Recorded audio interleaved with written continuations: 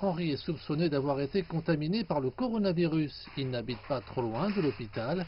Il a été tout de même admis par précaution car il a 81 ans. Et en tant que personne vulnérable, il est pris en charge en attendant les résultats du dépistage.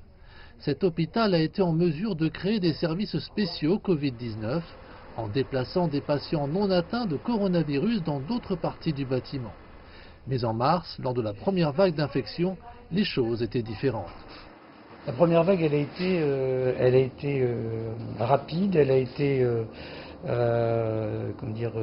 assez monstrueuse en termes de chiffres, en termes d'admission de patients, avec des patients qui étaient dans un état respiratoire très grave très vite. Cette femme se trouve dans le service Covid-19 depuis une semaine. Elle souffre également d'une maladie neurologique. Désormais libérée du coronavirus, elle est capable de quitter le service et de retourner aux soins spécialisés. C'est l'un des deux services spéciaux de cet hôpital pour les patients atteints de coronavirus.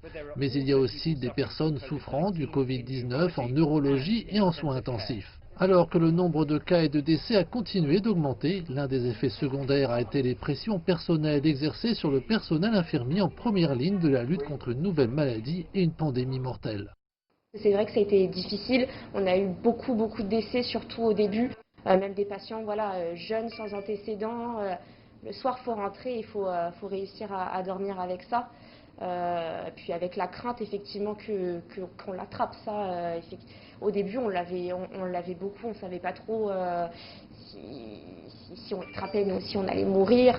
Cette période de l'année est particulièrement difficile pour les personnes hospitalisées qui ne peuvent pas passer du temps avec leur famille et le personnel de santé qui doit travailler pendant les vacances. L'infirmière principale a préparé quelques intentions spéciales en reconnaissance des efforts faits par ses collègues cette année. Les médecins et les infirmières se disent prêts à affronter une troisième vague dans la nouvelle année, mais ils mettent en garde. En dépit de leur préparation, une augmentation des cas après les vacances exercerait une pression renouvelée sur un système hospitalier qui approche à grands pas d'une année entière de lutte contre la pandémie.